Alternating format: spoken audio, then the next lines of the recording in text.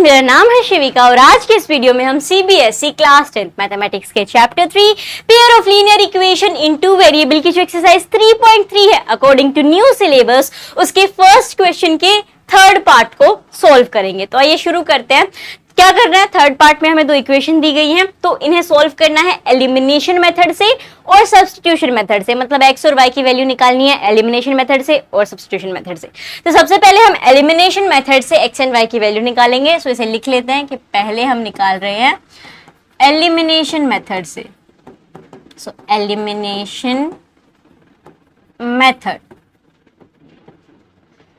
यहाँ पे हमारे पास इक्वेशन क्या क्या है उन्हें भी लिख लेते हैं। That is 3x minus 5y minus 4 equal to 0 और उसके बाद है हमारे पास 9x minus 2y plus 7 equals to 0। ठीक है, सो ये हमारे पास हो गई हमारी दो equation. This is our first equation and this is our second equation. ये यहाँ पे भी माइनस ही होगा, 9x माइनस 2y प्लस 7।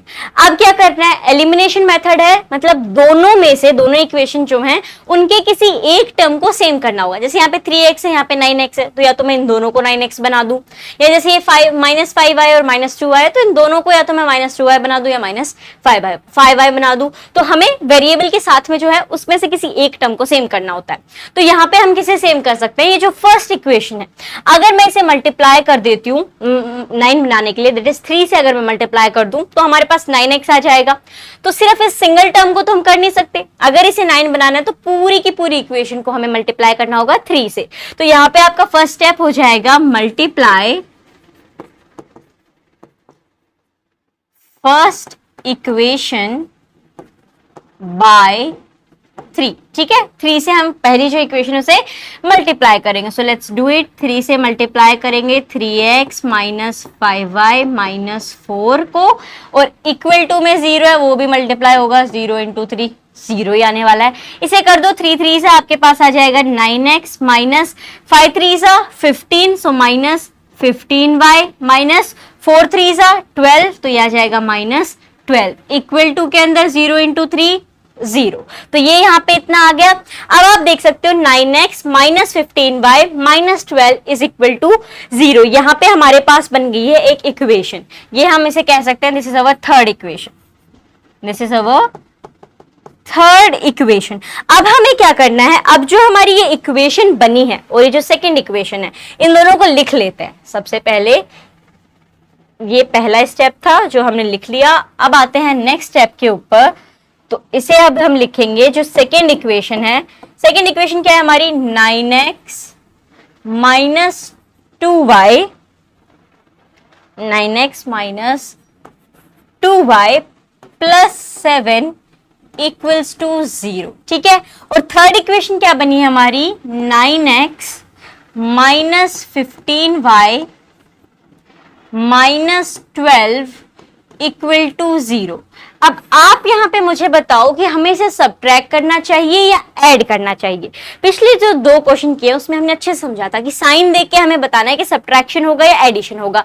यहाँ पे जो 9x है, जो पहली इक्वेशन है 9x और जो दूसरी है 9x, दोनों के दोनों यहाँ पे पॉजिटिव है, यानी 9 यहाँ पे ऐड हो जाएंगे। तो हमें क्या करना है, हमें तो एलिमिनेट करना है। एलिमिनेशन मेथड मतलब किसी एक टर्म को सेम करके उसे रिमूव कर देना। तो रिमूव करने के लिए हमें क्या चाहिए कि एक पॉजिटिव हो एक नेगेटिव हो, यानी प्लस माइनस, तभी हम उसे हटा पाएंगे। तो यहाँ पे हम क्या करेंगे, माइनस करेंगे, यानी कि सब्ट्रैक्ट करेंगे। सो ये हो जाएगा प्लस माइनस, तो आपका ये 9x पूरा का पूरा कैंसिल हो जाएगा। नीचे वालों के साइन चेंज हो जाएंगे। अगर सब्ट्रैक्ट करें तो ये माइनस है, तो ये यहाँ पे प्लस बन जाएगा, ये भी माइनस है, ये भी यहाँ पे प्लस बन जाएगा। ठीक है, सो इसे यहाँ पे हम लिख लेते हैं। दैट इज ये माइनस हो गया, माइनस प्लस माइनस, 15 में से आप 2 माइनस कर दो तो आपके पास बच जाएगा 13, तो इसे लिख लेते हैं हम 13y। ये पॉजिटिव का रहेगा, y बिकॉज 15 2 से बड़ा है और ये पॉजिटिव में है। यहाँ पे भी देखो प्लस माइनस माइनस हो जाएगा, यानी आपको 12 में से 7 माइनस करना है, तो कितना बच जाएगा 8 9 10 11 12, दैट इज 5। ये भी कौन सा 5 रहेगा, प्लस का 5 रहेगा। Why? Because 12 is greater than 7 और इसके साथ पॉजिटिव है, इक्वल टू 0।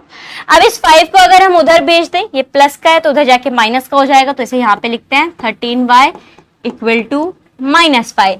अब y की वैल्यू यहाँ पे निकाल सकते हैं, y इज इक्वल टू -5/30। सो ये निकल के आ गई आपकी y की वैल्यू। अब हमें क्या करना है, अब हमें x की वैल्यू निकालनी है। वो कैसे निकालेंगे, ये जो y की वैल्यू आई है इसे हम सब्स्टिट्यूट कर देंगे फर्स्ट इक्वेशन के अंदर। फर्स्ट इक्वेशन क्या हमारी 3x - 5y - 4 = 0। यहाँ पे आप एक एक स्टेप अच्छे से समझिए एलिमिनेशन मेथड का, कि सबसे पहले हम किसी एक टर्म को सेम करते हैं ताकि उसे एलिमिनेट कर सके, फिर प्लस माइनस देख के सब्ट्रैक्ट ऐड कर देते हैं और उस एक टर्म को हटा देते हैं और आगे के इक्वेशन को सोल्व कर लेते हैं। और उसके बाद हमारे पास अगर कभी ये y है तो आपके पास x की वैल्यू आ जाएगी, और यहाँ पे x है तो आपके पास y की वैल्यू आ गई। अब हमें निकालनी है x की value, so let's solve it. x की वैल्यू यहाँ पे निकालेंगे y को सब्स्टिट्यूट करके। तो यहाँ पे इक्वेशन है हमारे पास 3x - 5y - 4 इक्वल्स टू 0। ठीक है, ये हमारे पास हो गई इक्वेशन। अब क्या करना है, ये जो y की वैल्यू है यहाँ पे से पुट कर देना है। तो let's do it. 3x - 5, y यहाँ पे मल्टीप्लीकेशन में है तो ये भी यहाँ पे मल्टीप्लीकेशन में आ जाएगा, दैट इज -5/13 और माइनस में 4 = 0 आपका चल रहा है। ठीक है, अब माइनस माइनस प्लस हो जाएगा और ये मल्टीप्लाई हो जाएगा, सो ये आ जाएगा आपका 3x प्लस 5 5 25/13 -4 = 0। अब क्या करेंगे, अब आप यहाँ पे देखो 25/13 एंड -4/1 आ जाएगा। रेशनल पे हमें पता है कैसे लिखते हैं, -4 है तो उसमें /1 लिख सकते हैं। अब इनका हम एलसीएम ले लेंगे, सो एलसीएम क्या आ जाएगा, 13 और उनका 13 आएगा। सो ये आपका बन जाएगा 3x प्लस एलसीएम हमने ले लिया दैट इज 13, सो ये आ जाएगा आपका /13। अब 25 के नीचे तो ऑलरेडी 13 है, यानी इंटू 1 करने पे आएगा तो ऊपर भी इंटू 1 हो जाएगा, तो ये 25 का 25 आ जाएगा। लेकिन -4 जो है उसके अपॉन में 1 है, सो 1 × 13 करेंगे तब हमारे पास डिनोमिनेटर 13 बनेगा, तो न्यूमरेटर को भी हमें 13 से मल्टीप्लाई करना होगा। सो ये आ जाएगा आपका 25 - 13 को 4 से मल्टीप्लाई कर दो, दैट इज 13 4 52 इक्वल टू में 0 है। ठीक है, अब हम इसे माइनस कर देंगे बिकॉज प्लस माइनस माइनस हो जाएगा, तो ये आपके पास आ जाएगा 3x माइनस 52 में से 25 माइनस कर दो, सो 52 में से 25 यहाँ पे माइनस करते हैं, 52 में से 25 माइनस 12 में से 5 गया, आपके पास बच जाएगा 7। एक कैरी यहाँ पे हमने दे दी थी तो 4 बचा, 4 में से 2 गया दैट इज 2, यानी 27 हमारे पास आ जाएगा। सो इसे लिख देते हैं -27/13 इक्वल्स टू 0। अब ये जो -27/13 है इधर माइनस का है, तो अगर हम इसे उस साइड भेजेंगे तो ये क्या हो जाएगा, ये प्लस का बन जाएगा। तो लेट्स राइट इट, इसे प्लस का बना देंगे तो ये आपका आ जाएगा that 3x is equal to 27/13। अब हमें x की वैल्यू निकालनी है तो इस 3 को भी उधर भेजना पड़ेगा, तो इसे यहाँ पे आगे सॉल्व करते हैं। That x would be equal to 27/13 तो है ही, और उसके अपॉन में एक बार और 3 आ जाएगा दैट इज 3। अब ये दोनों यहाँ पे मल्टीप्लाई हो जाएंगे बिकॉज आप रेसिप्रोकल करोगे देन ऑल्सो ये मल्टीप्लाई होगा यहाँ पे।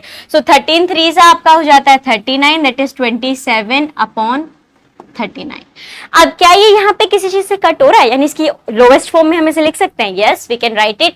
ये 3 से चला जाएगा आपका, 3 9 27, 3 1 3 एंड 3 3 9, और ये आ गया आपके पास answer 9/13 that is value of x। y की वैल्यू क्या आई थी -5/13, x की वैल्यू क्या आई है 9/13। सो ये आ गई आपकी x की वैल्यू और ये हो गई हमारी y की वैल्यू। तो ये तो हमने एलिमिनेशन मेथड से सॉल्व कर लिया। अब हमें यहाँ पे क्वेश्चन में मेंशन्ड है सब्स्टिट्यूशन मेथड से भी हमें सॉल्व करना होगा, तो अब करेंगे हम इसे सब्स्टिट्यूशन मेथड से सॉल्व। तो सबसे पहले यहाँ पे लिख लेते हैं सब्स्टिट्यूशन मेथड से सॉल्व करने के लिए कि ये अब हम कर रहे हैं सब्स्टिट्यूशन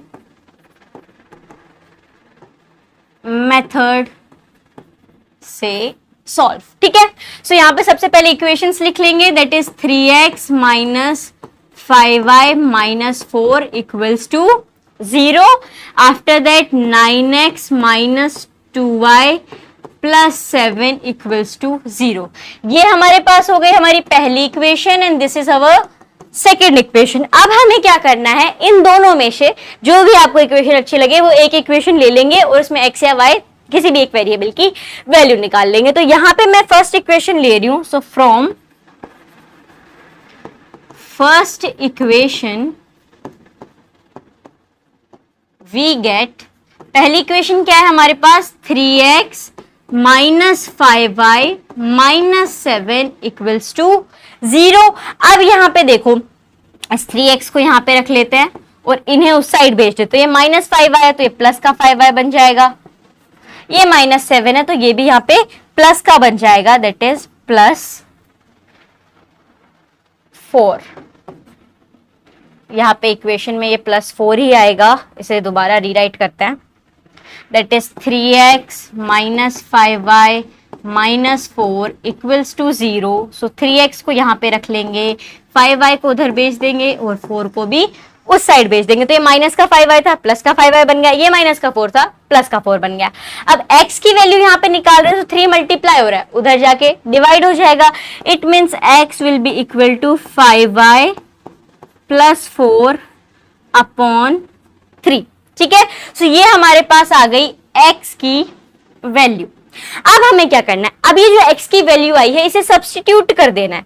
किस में सब्स्टिट्यूट करेंगे, जो हमारे पास सेकंड इक्वेशन है उसके अंदर, जो x की वैल्यू है उसे हम सब्स्टिट्यूट करेंगे जो हमारी सेकंड इक्वेशन है उसके अंदर, तो उससे हमारे पास वैल्यू निकल के आ जाएगी। सो हमारे पास सेकंड इक्वेशन क्या है, 9x माइनस 2y प्लस का 7 इक्वल टू 0। सो इसे यहाँ पे सबसे पहले लिख लेते हैं, 9x minus 2y plus 7 equals to 0।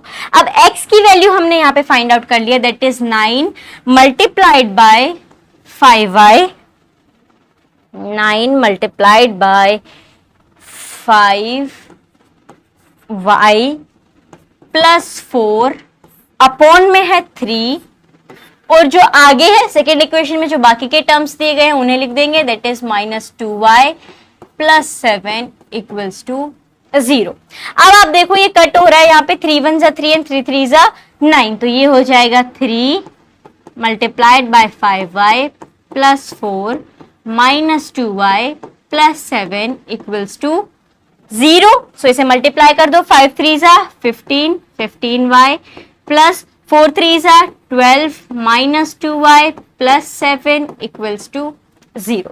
ठीक है, तो यहाँ पे अब हम इसे लिख देंगे, तो ये प्लस 12 है उधर जाके माइनस का हो जाएगा, और यहाँ पे 7 है तो उधर जाके प्लस का रहेगा। सो इसे यहाँ पे लिख देते हैं 15y माइनस 2y, और ये जो सेम टर्म्स थे इन्हें उधर भेज देंगे, that is minus 12 and plus 7।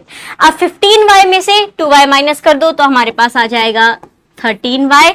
उसके बाद इक्वल टू में माइनस प्लस, माइनस 12 में से आप 7 माइनस कर दोगे तो 5 बच जाएगा, साइन लग जाएगा बड़े वाले का, दैट इज 12 जिसके साथ माइनस है, तो y अब यहाँ पे इक्वल टू हो जाएगा माइनस 5 अपॉन 13, और ये निकल के आ गई हमारे पास y की वैल्यू। अब हम x की वैल्यू निकालेंगे, तो उसके लिए क्या करना होगा, उसके लिए हमें सब्स्टिट्यूट कर देना है, इस जो y की वैल्यू आई है इसे किसके अंदर सब्स्टिट्यूट करेंगे, दो इक्वेशन जो हमारे पास हैं, पहली और दूसरी इक्वेशन, उसमें सब्स्टिट्यूट कर लो, या जो तीसरी निकाली थी जो x की वैल्यू निकाली थी उसमें। तो अब यहाँ पे मैं इसे सब्स्टिट्यूट करूंगी जो हमने x की वैल्यू निकाली थी उसके अंदर, that is x is equal to 5y plus 4 upon 3।